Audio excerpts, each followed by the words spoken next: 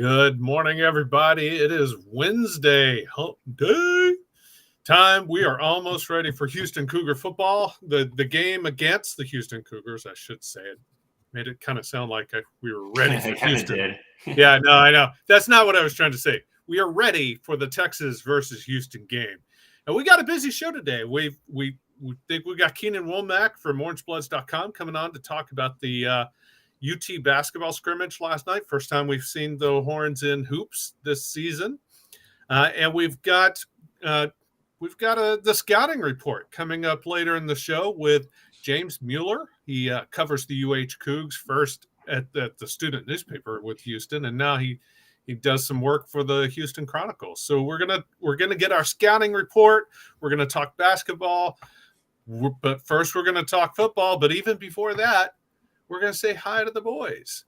We've got Aaron Little from OrangeBloods.com and Nash, a Texan who loves talking them Horns. Guys, how you doing today? Yeah, I mean, I'm happy to be doing another show. It's a good day. We got basketball scrimmage. We've got football coming up. A lot of good stuff. I guess like State of the Union, people are expecting it at this point. Yeah, I'm pretty depressed about the baseball. Not really mad at the Diamondbacks. I mean, I think Torey Lovello could have managed the pitching a little better, but not really mad at the final score. Like, once you put in Ryan Nelson, all bets are off. Like, you're just saving innings. He's one of the worst pitchers in baseball. The Phillies, man, at some point there's just nothing you can do. Like, if they're gonna every time Aaron Nola got behind, I mean, whatever. Like, Aaron Nola made 100 perfect pitches. They hit every mistake over the fence. Like, it just is what it is at a certain point, man. Yeah, man, the Phillies are wagging. Yeah, I wasn't going to let you skate, by the way, and not mention it. So it's a good thing you went there. It's all right. I'll just do State of the Union from here on out. I'm sorry about that. I am. Like I said, I hope the best for you, but sorry. I mean, the Phillies are fun to watch. I'd be rooting for the Phillies if they were playing against any other team, honestly. But I like the Phillies a little bit. I really do. Yeah, it's not fun being on the other side, man. I don't know what you're supposed to do right now with that team. You just got to hope they get cold. Diamondbacks can win a couple games in Arizona. Nash, how you doing today? Yeah, you're not as distraught about the D-backs as Aaron is, I don't think. Nah, not that distraught. I'm like I said, I'm sadly, as some will condemn me for this, but I am a Houston and Rangers fan. So, can't win, can't lose. I mean to say I'm always going to win. So, win, no matter what, as a DJ Khaled would always say. There you go. It's great. And I got that one. We're good. Yeah, I do too. I was about to say, by the way, I like the song too. Well, that's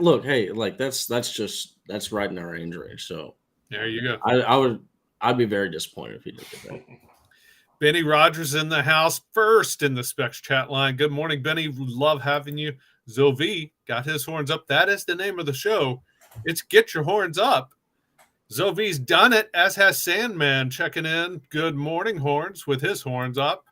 Nash hitting reply. I don't know why I always do that when I hit reply to Nash's post of the column. But you know what? You can say hi in the chat, Nash. Specs chat line is up and running, folks. If you've got a question, be sure to hit us up. If you get one of the super chat questions, I guarantee you we'll answer it. Otherwise, we may or may not. Like I did say, it is a busy show. We're also talking, look, the main focus this time of year is Texas football, right? So, but we've been off. Texas has been off for a week. So there's not a ton of news coming out about the Horns right now. There is a lot of awards rolling in, though. Said the first half of the Texas season was phenomenal right up until, the last minute 17 of the Red River rivalry. And so there's a lot of awards coming in. The offensive line was mentioned on the midseason honor roll for the Joe Moore Award.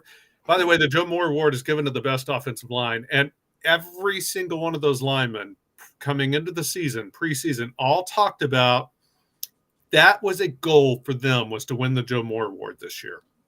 Like I said, it's given out to the best offensive line in the country. I don't think they're there yet. They haven't been bad by any stretch of the imagination. They are still a very good offensive line, but they are not playing at peak ability, what they're capable of doing. Am I off on that? What do you guys see, Nash? No, I agree, because you see the goal line issues that we've seen. You just kind of wish that the offensive line would almost impose their will more on when you get into that short area. One thing that we haven't attempted a single extra point or double. When you're talking about extra points, we haven't gone for 2. So this is something that actually almost concerns me, is our inability to punch the ball in from the 2 or the 1 when we need it, right? Like, are we going to be able to get it? I don't have faith in that. Yeah, I think that's a legitimate concern. 2-point conversion, that's a good call there, Nash. Yeah, Travis, I agree with you. Like, they've been good. They've been a lot better than what Texas fans are used to. But I don't know, the prestigious Joe Moore Award that every kid goes to bed dreaming about when they're young. I don't know if they're going to be able to pull it off. We'll see. And KP checking in saying we're playing. It is the entire offensive line as a whole. It's like the toughest, most fit. Like, it's not the best performing. It's just a big toughness deal. Aaron, you may not go to bed dreaming of it, but these guys were, because they all talked about it a lot. Respect. That's cool. That's cool. So, but KP checking in saying we're playing a few backups in place of injured guys, so it may be a bit tricky for a while. It could be. You're right. But you know what? That's football. It is football, exactly. And I don't think I don't know how tricky it's going to be versus Houston. Again, we'll get to Houston later in the show. But you know what? You know who's up bright and early this morning? So we're going to call timeout on the football talk. Head to the courts right now. Keenan Womack from orangebloods.com in the house. Keenan, your alarms went off. You're up. Yeah, I'm just regretting so much agreeing to do this shit.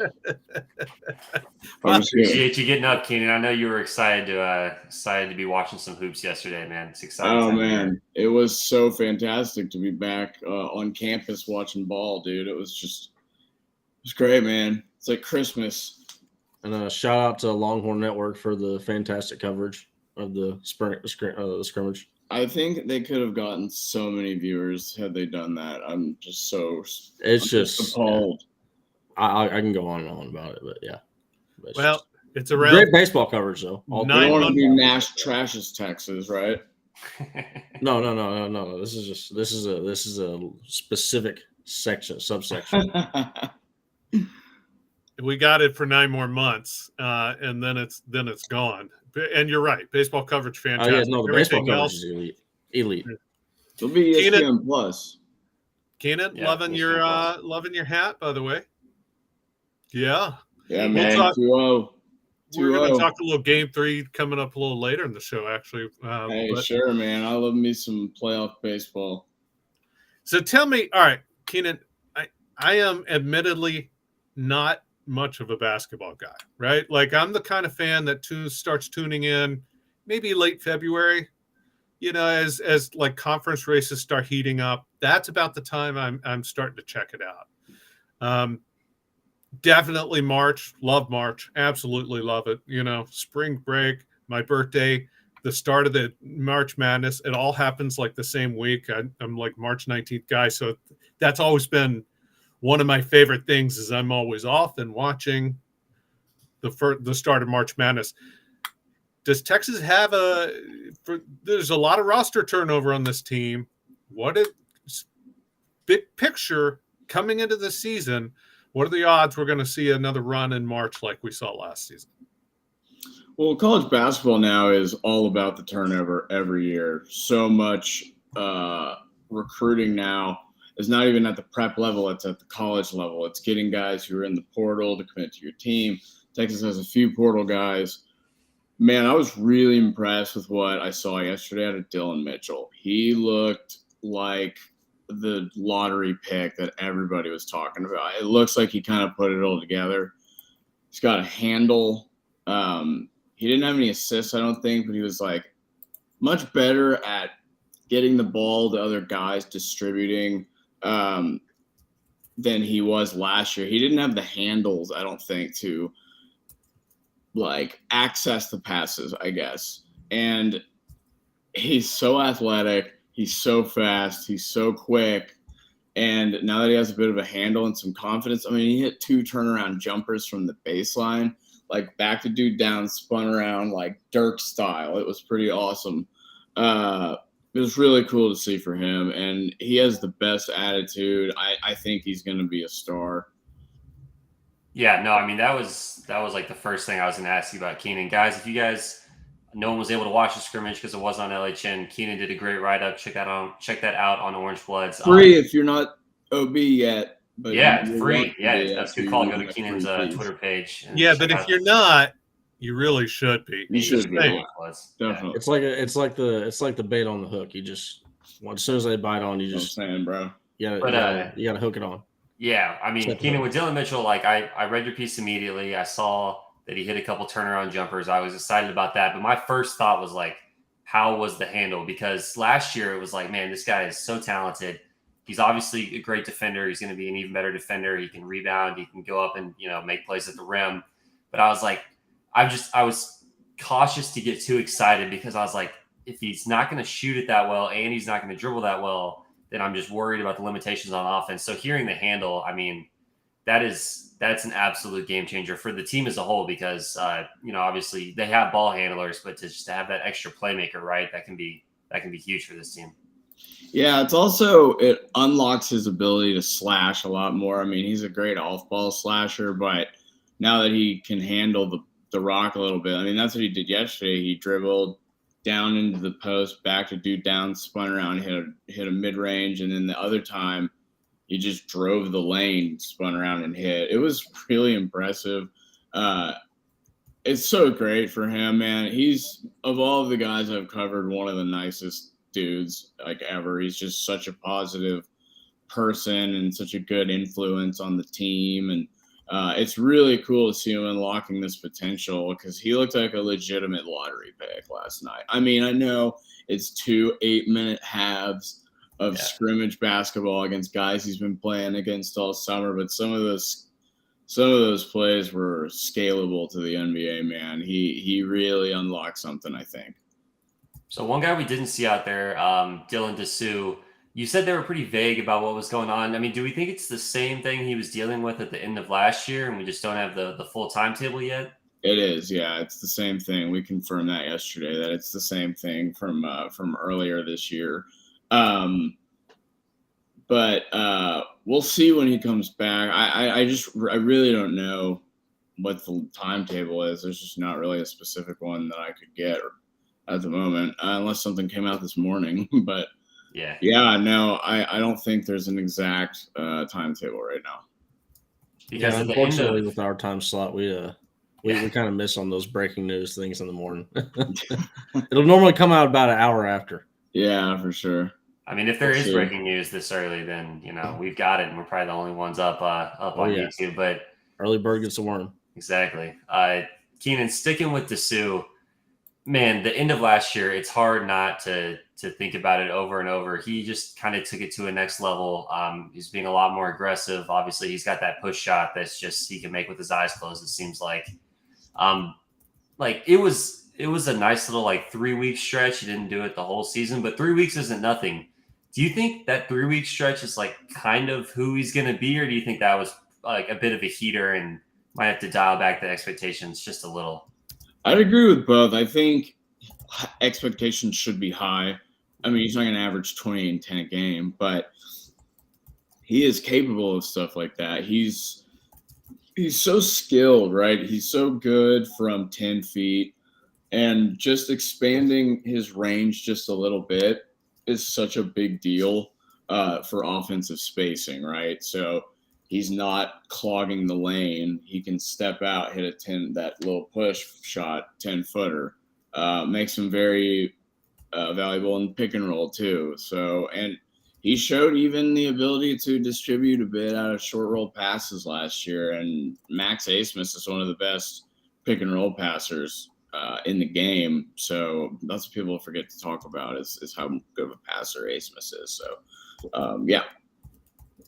No, that's good to hear. We do a lot of football. I obviously cover baseball. It's Big 12 going to the SEC. It's going to be great. I'm excited for all the big matchups and stuff. You're on It's a little different for you on the basketball side. Big 12 is actually consistently the better conference. I mean, there are SEC programs that are good and they're getting better. You've obviously got Kentucky, Alabama, Arkansas are kind of, on the come up. But, this is the last year in the Big 12. We've added Houston to the mix this year, which is a great basketball school. What's the Big 12 looking like this year? Is it just like a gauntlet as usual, and it's just going to be a complete bloodbath until March? Probably so. I mean, Kansas is the near unanimous number one overall team in the country preseason. That's a shocker. Arterio Morris is not a part of that still. They still are number one. Yeah. What were you going to say, Travis? No, I was sarcastically at it. Boy, that's a shocker. Yeah. Yeah, man. I mean, Hunter Dickinson and DeJuan Harris pick and roll is going to be so ridiculously difficult to stop. But yeah, I think most people the general consensus is, Kansas 1, obviously, in the conference, U of H 2, Texas and Baylor kind of 3-ish, and then it gets a little murkier below that. But I think it's kind of up for grabs. I mean, I can't guarantee Texas is going to win the conference because it's just such a nightmare. But I think they have every ounce of talent necessary to compete for a Big 12 championship and beyond. Keenan, I asked this yesterday to these guys, but you're probably the better person to know. Aaron mentioned the move to the SEC. Is basketball actually getting a break by moving to the SEC? I mean, every other sport, it's going to be a step up. But yeah, funny enough, I think baseball is where it steps up the most. Yeah. Oh, yeah. That SEC is crazy in baseball. Brutal. Yeah, so here's what I've been saying about the move to the SEC, and I think there are potential benefits and drawbacks, but the benefits are the Big 12 is the most physically taxing conference to play in. Everybody is super physical. Everybody's ripping the ball out of your hands. Everybody's setting hard screens, diving for loose balls. It's like all Hoosiers.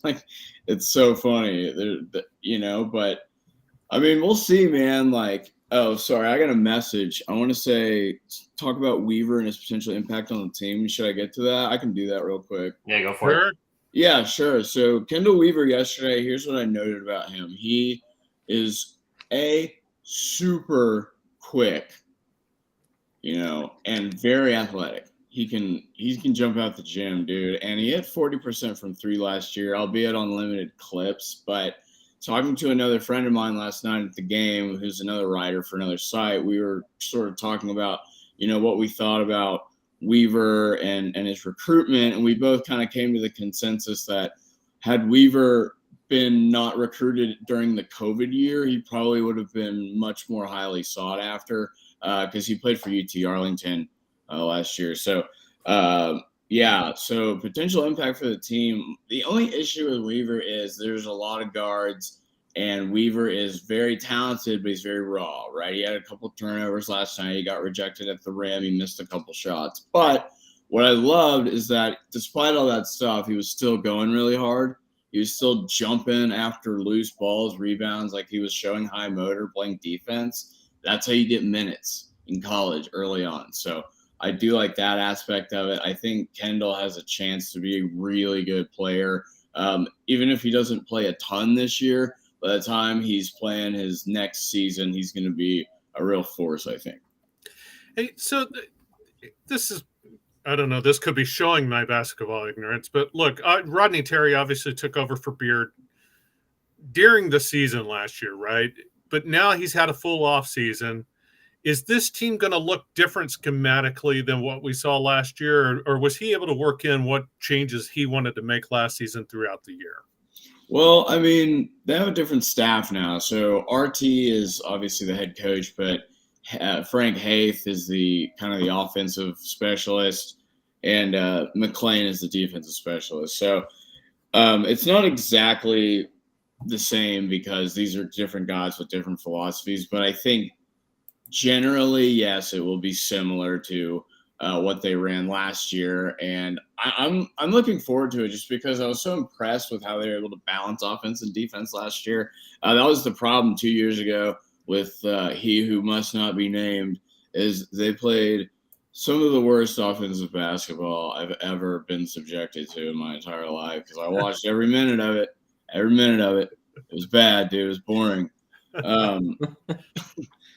But no, I think Terry is really, he's a guy that has his own philosophy, but I think he's a guy that is willing to listen as well.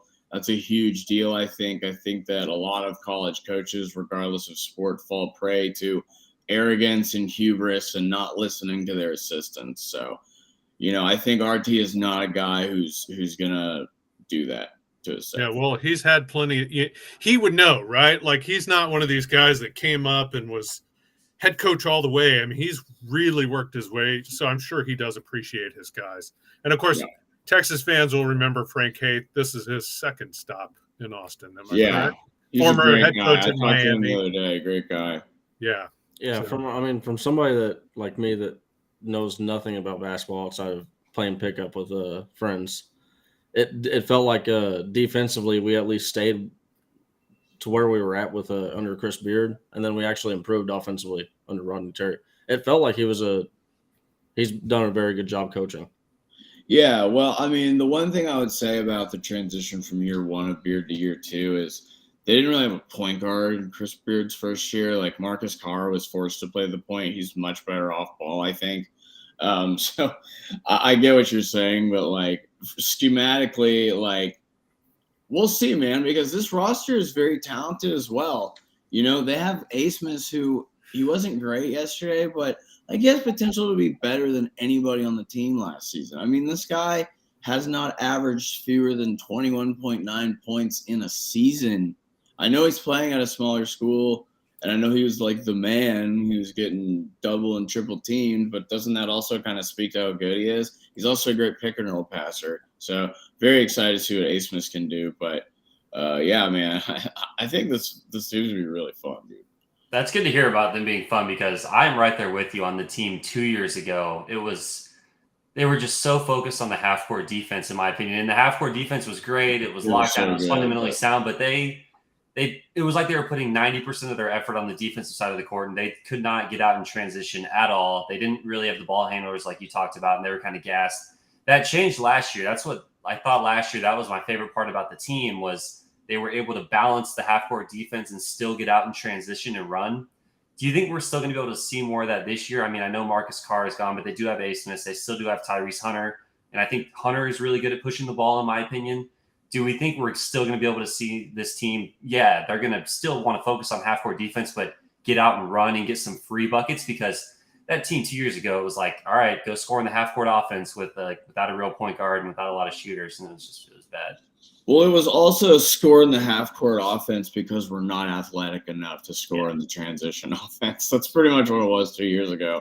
That was always my issue, too. Yeah. What? That was my issue, too. Yeah, I was yeah. never athletic enough to score in the transition offense. Tough, man. Tough, Travis. Yeah. You should give it another shot, though. You never know. Yeah, so they couldn't run that way because they weren't athletic enough. Last year, the biggest change between last year and the year before that people don't talk about is just the athleticism was much better.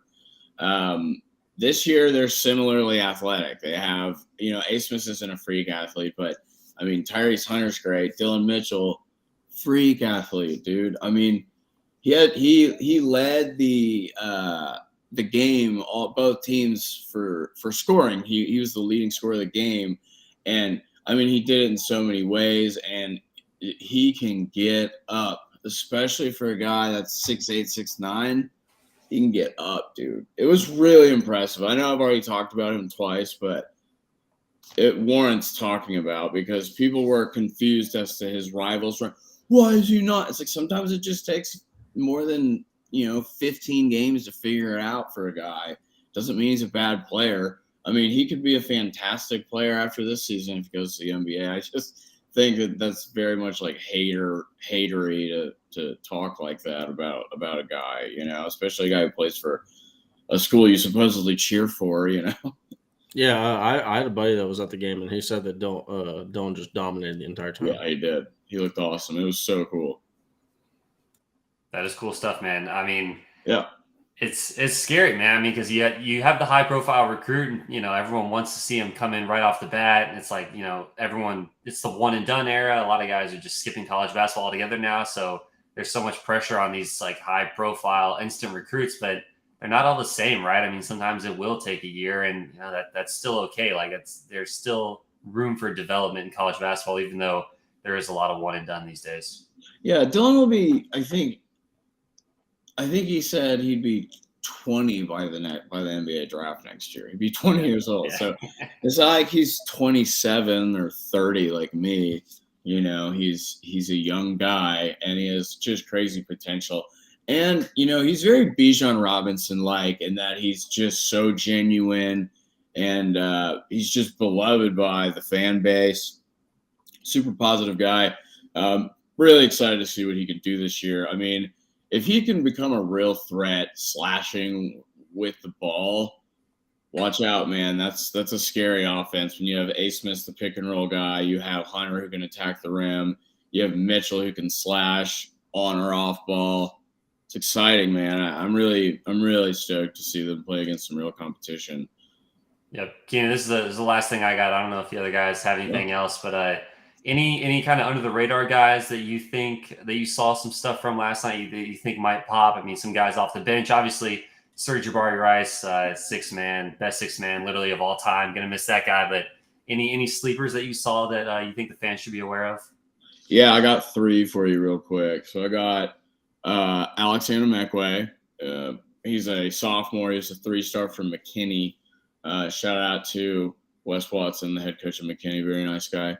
And then so he's kind of a post player, and he didn't score. I think he maybe had 2 points, but he was just really bodying people in the paint, pushing people around, being a nuisance, which is what they are going to have to be while Shedrick and Dessou are out early in the season. They're going to need guys like him and one of the other dudes I'm about to talk about, or will right now, Zarik Onyema, who dude was really, really looked physically dominant in the post. Dylan Mitchell talked about it in the post-game press conference. He said, that's a big boy, and he's right, man. Z can get up, too, considering I think he's like 250. He can get up. He's like 6'8", 250 or something, 6'8", 240. Really, really athletic guy. So I'm really excited to see him. And then the freshman, Chris Johnson, looked great. He looked super confident. He was attacking off the dribble. He hit a pull-up 3, like off the bounce. He looked really, really good.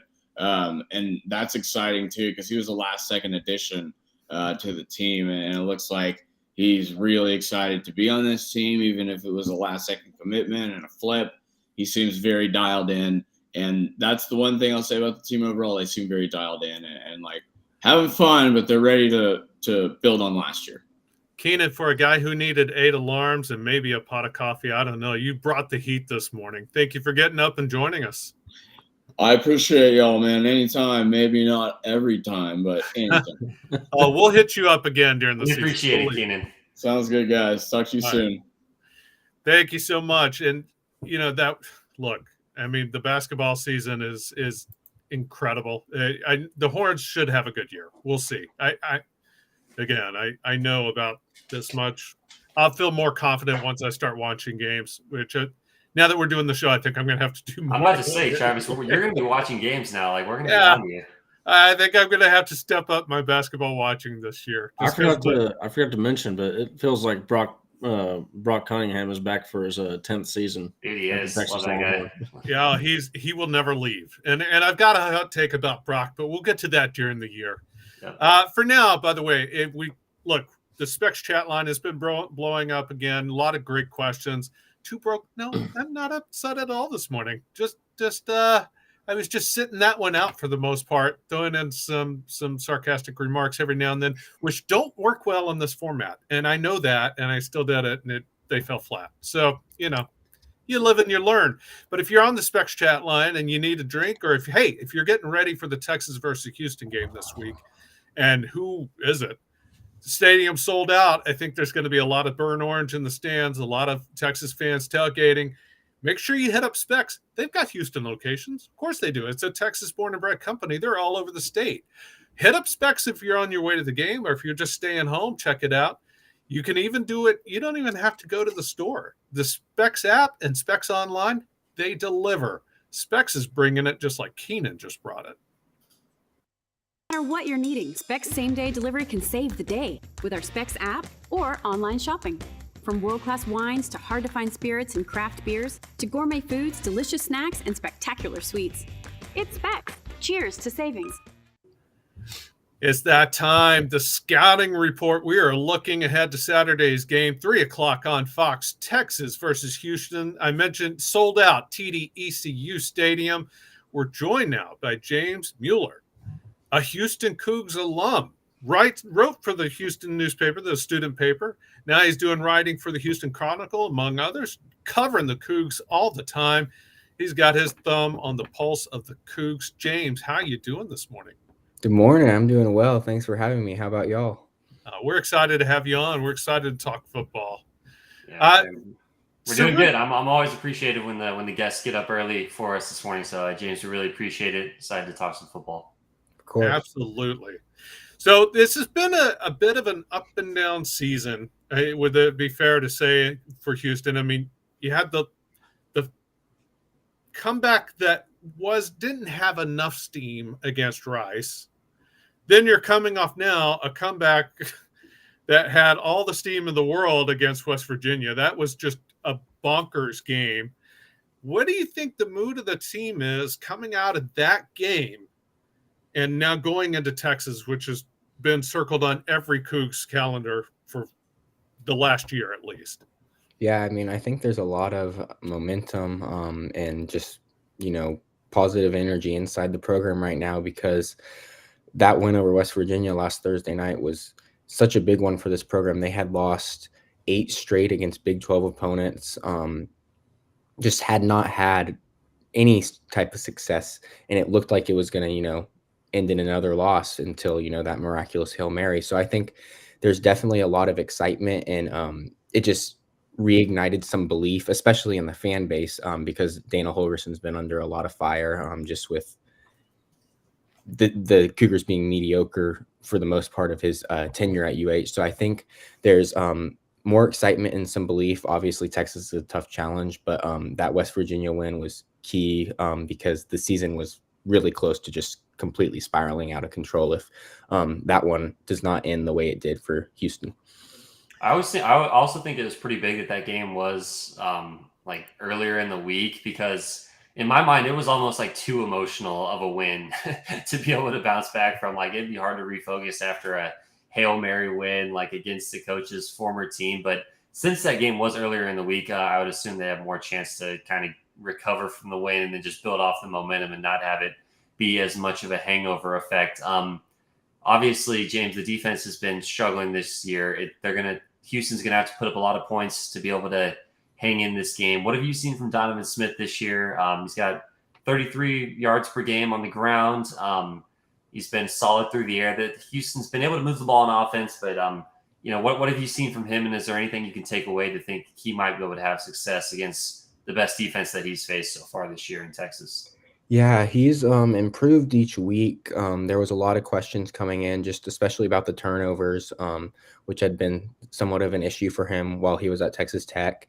And he's only thrown 3 interceptions this year, so he's cut down on that. And he's starting to find his rhythm in this Houston offense. There's still some consistency issues where we'll see, just long, dry spells where they can't do anything, and then suddenly they look like they can't be stopped. So Houston's still looking to find that, full 60-minute game from him, but he's been able to, get more comfortable with his new receivers, spread the ball around, and then, like you mentioned, use his legs when necessary to extend plays, pick up first downs.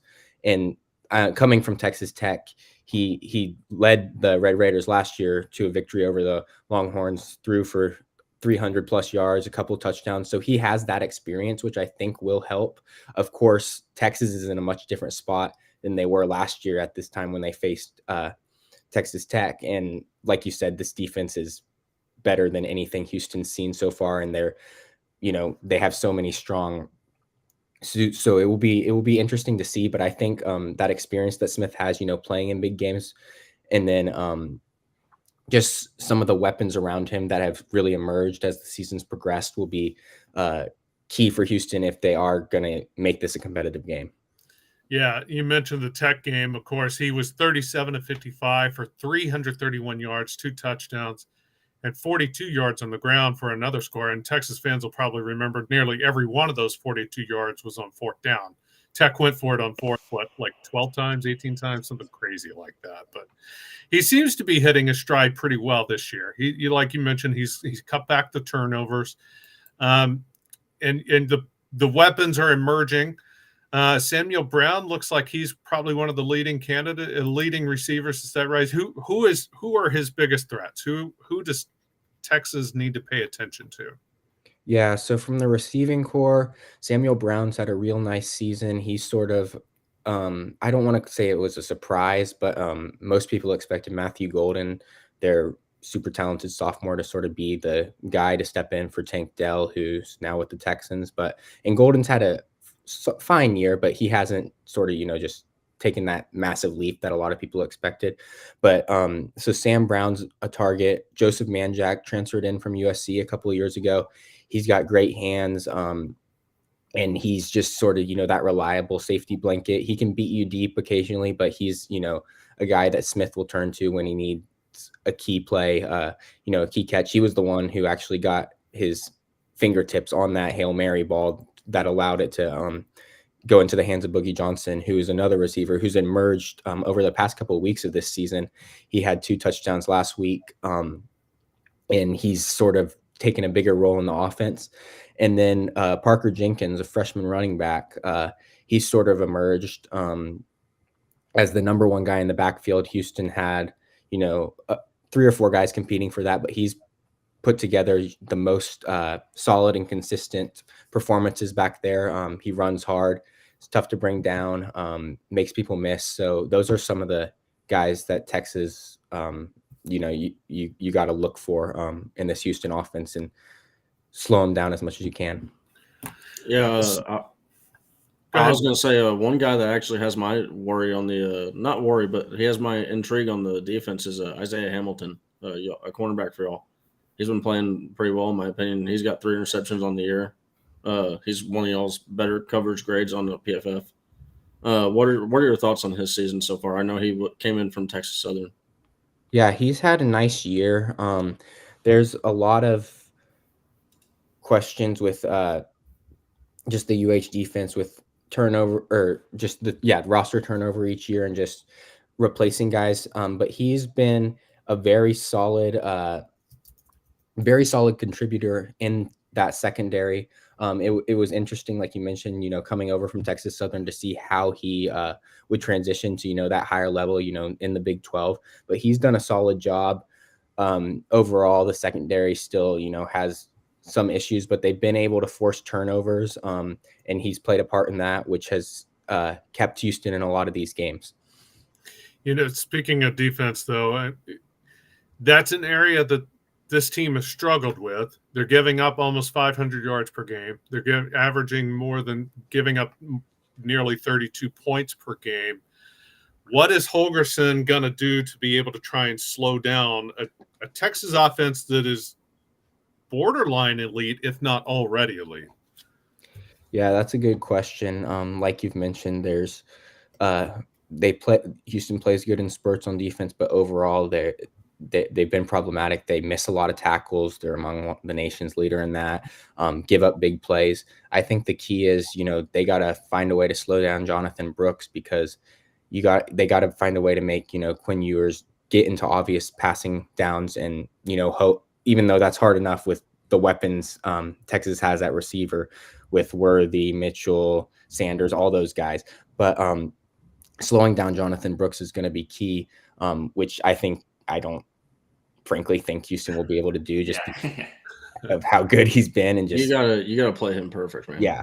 But if you that's got to be the focus, because if you allow Sark to go into his full playbook, have the pass, run, anything he wants. It's going to be tough. They've got to look to make him one-dimensional if they're going to have any chance of slowing down this Longhorns offense. James, this isn't the sexiest question, but I think it's an important one, and one that I'm always curious about this time of year, just because when you get into the middle of football season, what's the injury situation looking like for Houston right now? Are they mostly healthy? Do they have a couple guys banged up in some key positions? That's just always something that I want to be aware of, and that I think the fans should be aware of also. Yeah, for the most part, they're I don't want to say completely healthy because every team's going to have injuries, but they're as healthy as they probably could have wished for at this point. Last year they had so many key guys out.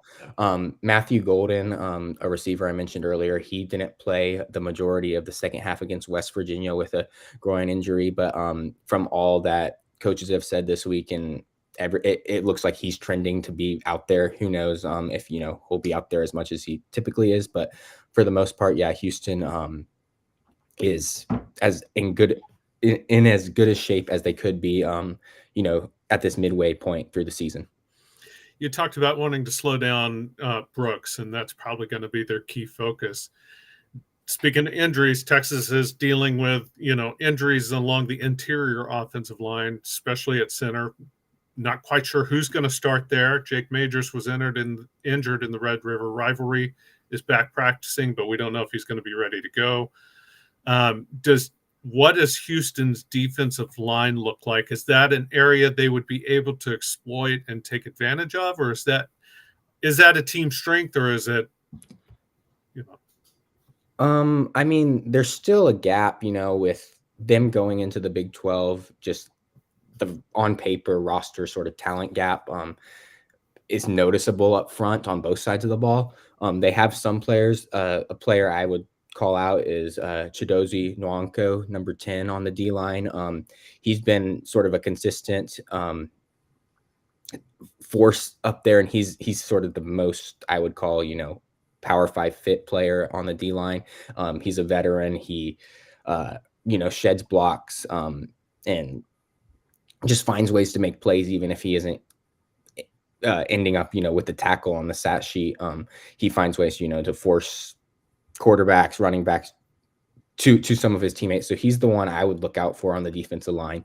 But overall, even with Texas's injuries and stuff, I would say on both sides in the trenches, they still probably have the advantage, just given the roster situation difference between the two schools.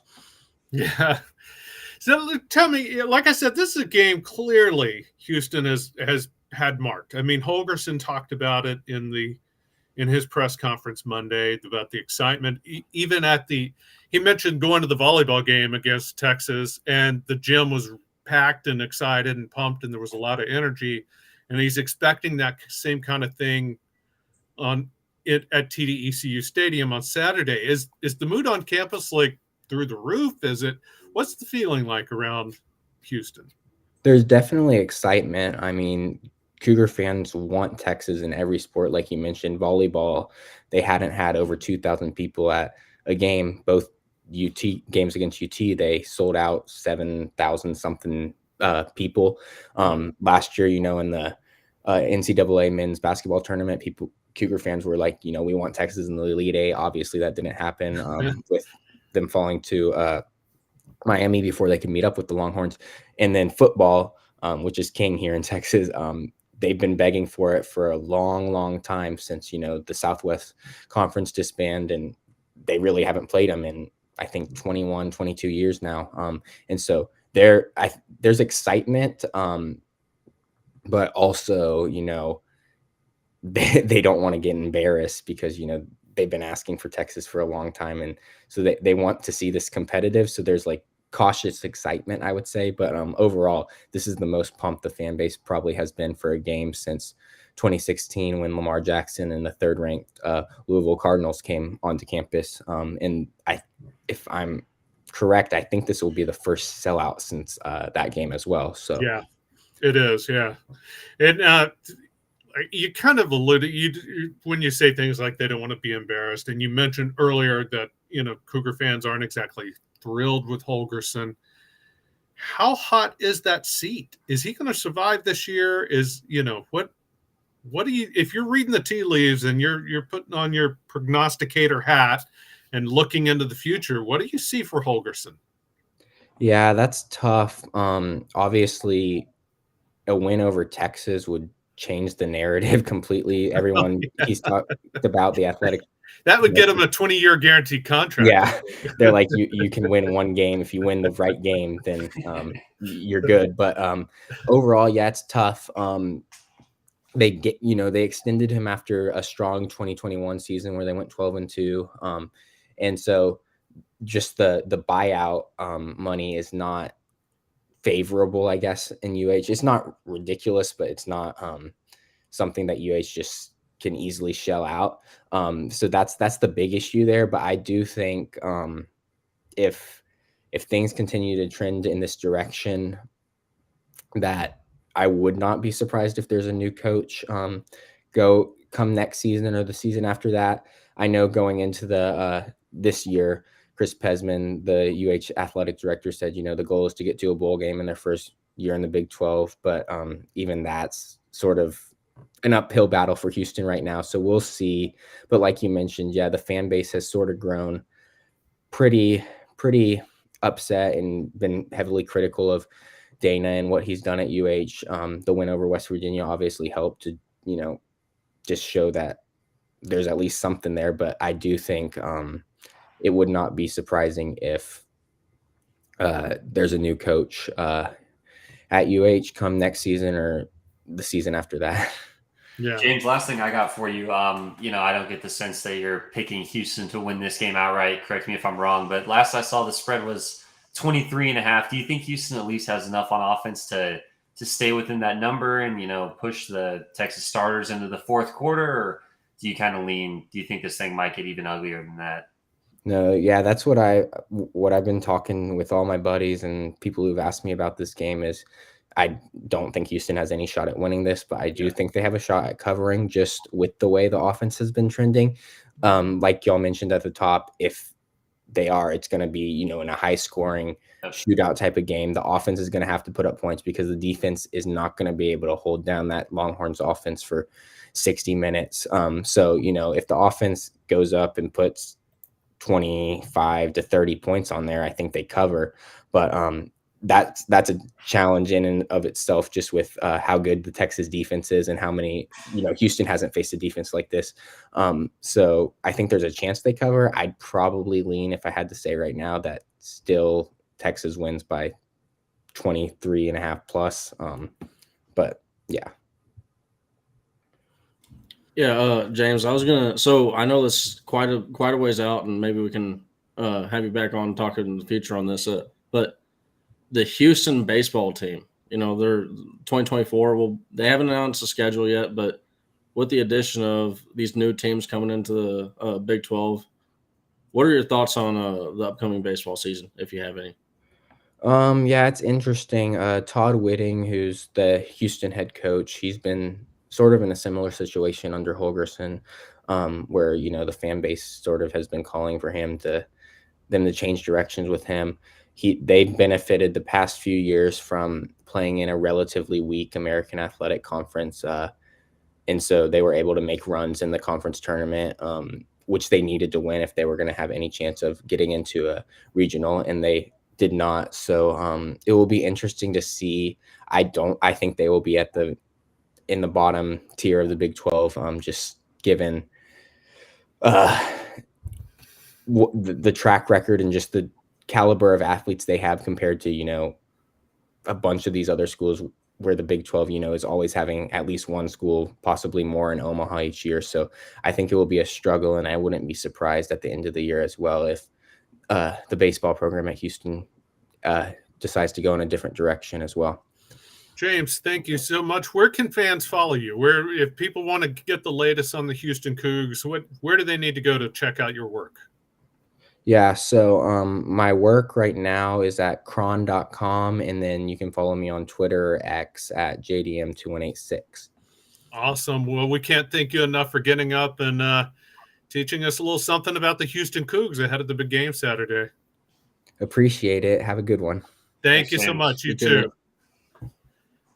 All right, that's good stuff. It's funny, even when the people covering them are like, "Yeah, it's probably not going to happen." It's But Well, it's one of my favorite things about sports betting just taking off. I mean, apart from just like the obvious, but it's just like, just can they cover? Like that's Yeah. a big storyline. It's like, yeah, Houston's not going to win this game, but hey, there's going to be a lot of Texas fans that have money on the minus 23.5. So that's like a legitimate thing you can ask about now, which I think is funny. But he thought they might. He wasn't picking them to cover, but yeah, I mean, I always think that's funny. It is funny. It's going to be. That is probably the storyline, I think, and we'll go through our score predictions tomorrow. By the way, tomorrow's show, the Thursday show. It's where every week we lay out what we think is going to happen in the game for each of the players and give our final score prediction going into the game. I'm guessing. I don't know what they're going to say, but I'm guessing, and you'll have to tune in tomorrow to find out for sure. I'm betting there's 3 people picking the over in that Texas beats that spread. We'll see. I don't know. We'll see. But maybe just 2. I don't know. I'm still bored. I'm not. I was not kidding when I said I think I'm gonna abstain from all future score predictions later on in the season because I have just been wrong. That's okay though. Wrong. Listen. Here's the thing about picking scores, and it's a Texas score specifically. It's the Texas ones. Yeah, every other prediction is just on the money and nails. But sometimes it's hard to see it when you're that close. And then with the broader games, the things that nobody talks about, like when you do what we do, where you pick 10 games against the spread. There's a reason parlays pay so much, right? It's because it's hard to hit those kind of things. So most people aren't betting like 10 in a row against the spread. So but it's I should be able to nail the one Texas game. The team that I pay attention to the most, I can't nail. That's the problem. That's what Vegas wants you to think, man. That's why. But here's the deal. Like if you're like talking about like the individual player lines, I'm nailing those all the time. But the score, no. Hey, just props. Some people are just props guys. Nash, you should just be a prop guy. You know what? Two Broke said he's not getting his score predictions in, and Two Broke knows this, and the rest of you should too. You're going to have your chance tomorrow to put up a score prediction and win a free Jonathan Brooks autographed jersey, compliments of Elite Sports memorabilia. Just like this one, not this exact one. No. Not this exact one. Nash is not just giving like up his. No shot. No. This one's never leaving this. Well, it might leave the room, but it's not leaving my possession. That one's. But Nash got that from ESM, and there's a lot of Jonathan Brooks gears available now. By the way, not a lot actually. The Shut up. The amount of jerseys that are available for sale right now are dwindling. Now, Brandon, the owner of ESM, did put out a note. Those jerseys are available to buy if you scan this QR code and go to the Facebook group page where they're selling these. The Brooks jerseys that he has left are available to buy for $175 right now. Hey, he has another signing coming up, and those prices are going up. Mm-hmm. The kind of season that Jonathan Brooks is having, you better believe those prices. Don't wait for him to be carrying the Doak Award. That's right. So he's going to be Doak Award. Yeah, he's the number 9 running back now after taking a week off, and he's facing a Houston Cougar team that gives up a lot of rushing yards. This could be a huge, huge week for Jonathan Brooks, and he's going to continue to cement his status as one of the best, if not the best, running back in the country. So jump on that now. And look, if you don't want a Jonathan Brooks jersey, that's okay. There's a lot of other gear available. Quinn Ewers, Adonai Mitchell, Jordan Whittington, Xavier Worthy, JT Sanders is in the house. And we talked basketball. He's got basketball signings coming up. He's got athletes with baseball team. If you want some Texas memorabilia, there's truly only one place to go. It's authenticated. It's elite. Well, I don't know what the authentication price, but it is authentic because all of those players come into the house to sign it, and it makes you're getting guaranteed autographed memorabilia from your favorite Horns players. It helps them out, and in return, it helps us out. stroking this morning. Just kidding. Not actually stroking. So that'd be bad. I'd have to take you off the screen. Yeah. In the show, I'd have to like try to. And it's probably not a great thing to joke about anyway, but you know, like I have to watch myself when I'm on the show. I really do. Scan this QR code. Go to Elite Sports Memorabilia. I promise you will not regret it. Get a little something for yourself. Get something for friends and family. Too Broke said he would love somebody to buy him something. You know, that's understandable. So he is too broke. So maybe help him out too. I don't know. It's the way to go. So speaking of going, we are about to leave, but we do still have to talk. Texas, Houston, Game 3 tonight. It is the return of Max Scherzer on the mound. Lord only knows what he's going to look like or how many pitches he's going to have, but he's back. What do you guys think? Are you excited about tonight's game? What do you see happening? I mean, there's a lot of Texas versus Houston this week, man. We got it baseball. We've got Texas versus Houston football. Max Scherzer, man, he's not the guy that he used to be. Even when he was healthy last year, he got rocked in the postseason by the Padres. So I don't know. I mean, I'm neutral in this series, but if I were a Rangers fan, man, I would be scared. I would have my expectations a little low. I think we're going to see about 45 pitches, but don't really know that for sure. They could have Andrew Heaney piggyback there, but you know, the key for Scherzer these days is just keeping the ball in the park because the stuff is just kind of, you know, the stuff's still good, but it's hittable when it's in the middle of the zone like it is for most guys. So be interested to see if he can keep the ball in the park. But I mean, Javier, same thing, man. I mean, Javier was bad for like 80% of the year and then just decided at the last second, I'm going to get my release point back and just become the old Christian Javier. So we'll see if that sticks. But this is definitely a pitching matchup that like anything is on the table. So I'm ready for a pretty chaotic game tonight. Nash, you going to be tuning in?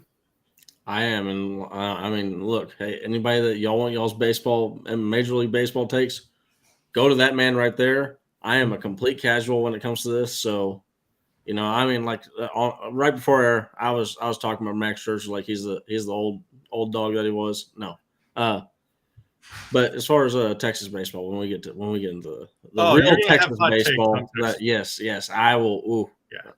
Yeah, I mean, Too Broke. I mean, I remember watching this start. This is what I was saying. Like Javier, he got lit up by pretty much everyone, but definitely the Rangers. But he's made some adjustments, man. I'm telling you, the Javier that has pitched the last 2 games for Houston is not the same guy that pitched throughout most of the year.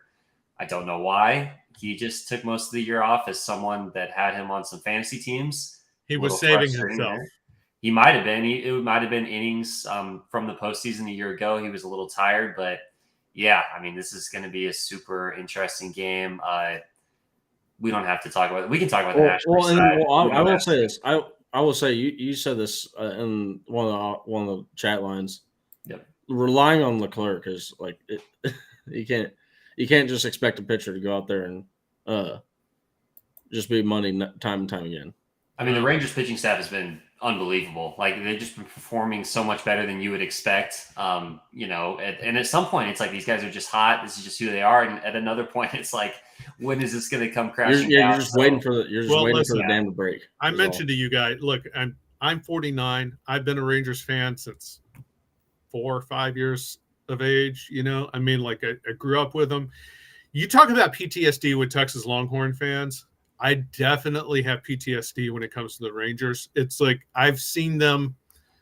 I told you I expect them never to win the World Series ever in my lifetime, and because they never have. Like, why would they start now? And even when they've had their chances, they found a way to blow it twice in identical back-to-back games. It's like I definitely have PTSD. I'm expecting the Astros to come back and sweep this series 4 games to 2, despite the fact that they're down.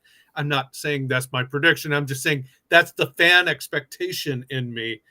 Years and years and years and years and years of being beat down creates apathy and just lack of trust in them. So, yeah, they're playing great ball now, but then, you know, the PTSD fan in me says, did they waste it all already? Have they what? You know, I feel like every team has a limited amount of wins in the bank, and if you shoot them all too early, Hey, that is the life of a baseball fan. I mean, that's what I was going to say. Playoff That's the baseball. life of a Rangers fan. Like baseball is. I maintain baseball is the only sport that the momentum is just. You could have a lead, and you can be in the winning dugout and be thinking, "Oh my god, oh my god, oh my god, we're gonna lose this game. We're gonna screw it up somehow." And it's a weird sport. Mentally, dude, as a fan from the fan side, it's the toughest sport mentally. You have to be so mentally tough to be a baseball fan, and that just ramps up to like plus 20 in the playoffs. I mean, you know absurd. What? It is sweet when Garrett Gilmet hits a walk-off home run against Texas Tech. Hey, I agree with that. The Garrett Gilmet, member of the Houston Astros organization, Absolutely. so he's locked in. I don't want to ignore this comment from Chris that came in while we were talking to James.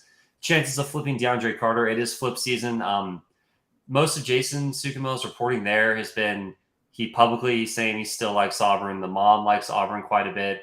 I think Texas is gonna keep trying there, so stay tuned. But he's not saying anything publicly or behind the scenes to give any crazy indications there. But stay tuned. OrangeBloods.com.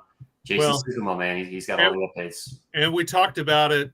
Sark and Flood were out at the Mater Dei game this last weekend during the bye week, so they're clearly still working it. So we'll see. Frankly, I don't know what would entice someone to go to Auburn, especially from California. That seems a strange journey to me. I mean, if you just Texas can beat them when it comes to NIL, Nash. I mean, especially with the offensive line, with the Pancake Factory. Each one of those dudes raking in $50,000 a year. Oh, I know. I'm just on top of everything else. That's why somebody would go to Auburn. I don't think that's the factor. I really don't. I think for whatever reason he's just made a connection with the Auburn coaches. But it's Auburn. Maybe so how he long? likes watching the Eagle fly through the stadium. What are the odds the Auburn coaches are still going to be there throughout his career? Yep. Seriously, you never know. Yep. Guys, it's been over an hour. It's time to hit the road. Any last thoughts? I mean, we had two great guests today. Share this episode with your friends. Guys, please hit the like button. It helps out a lot, whether you're watching live or rewatching. It takes like 1 second. Share this with your friends, man. It's just a 1 hour show. It's good way to start your day, in our opinion. I don't know. We're not biased at all. But, man, we hit on all the different sports. We had some great guests. Like the video, leave some comments, subscribe. OB Live, rest of the day. It's going to be going strong. So, that's all I got. Absolutely. And, I do have a buddy that played for Auburn recently, so this isn't trying to trash Auburn, but are they an Eagle school or a Tiger school? What's the deal? That's a good point. The mascot's an eagle, right? The mascot, they literally have a bird that flies through, but the War Eagle. Tigers. So War Eagle, which is of course their chant, but they are officially. I mean, they literally have a screeching eagle that flies through.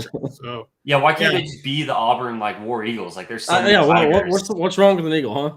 Yeah, there's so many tigers. I don't know. That's a good thought. I never thought about that. You're asking for logic in a situation that I'm sure there is an answer. Hey, just my closing thought on the day. I'm sure there's an answer. I don't have it because I've never cared to look, frankly. So I don't know. I've never given too much thought to Auburn. They've never been one of my favorite teams to follow. So, in fact, I don't much care for them, period. Like, if I lived in Alabama, I'd probably cheer for Bama over Auburn. But that's just me. Jerry Gray, one of the only men to chase down Bo Jackson from behind. That's true. Hey, guys, by the way, Aaron mentioned it, but please do like the show. It really does help us out. It takes 2 seconds.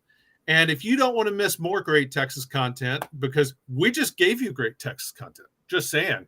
Benny Rogers agrees. That's not my opinion. That's Benny Rogers' opinion. And this is a professional journalist who has spent his career following teams. He knows a thing or two about good content. Just saying, it's not my words. It's not my opinion. But it is. It really is. This was great Texas content. We hope we're going to come back tomorrow with our game predictions, as well as Aggie Fact Thursday. Every Thursday, Kyle Umling brings the heat on the Aggies because, it's Thursday. Why not? We're not playing them, but that doesn't Texas. Plenty of ammo this year. They're now down to 4 to 5. There you go. Four And wins heading towards a 7-5 potential Jimbo exit. You never know. Aggie Fact Thursday tomorrow. Game predictions tomorrow. Coming up next is Onwards Old Fashioned Sports Show right here on the OB Live channel, which you should subscribe to so you don't miss anything. Hit that notification bell so you really don't miss it. Do that for our show for tomorrow. It's House Divided with Jeff Ketchum and Chad Hastings later, followed by Football with Friends. And it's Wednesday. That means we have OB Outsiders tonight, too.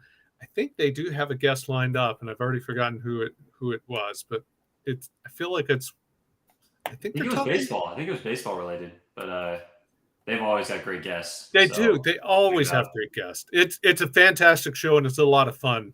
So be sure to check that out tonight. It's all coming to you on OB Live.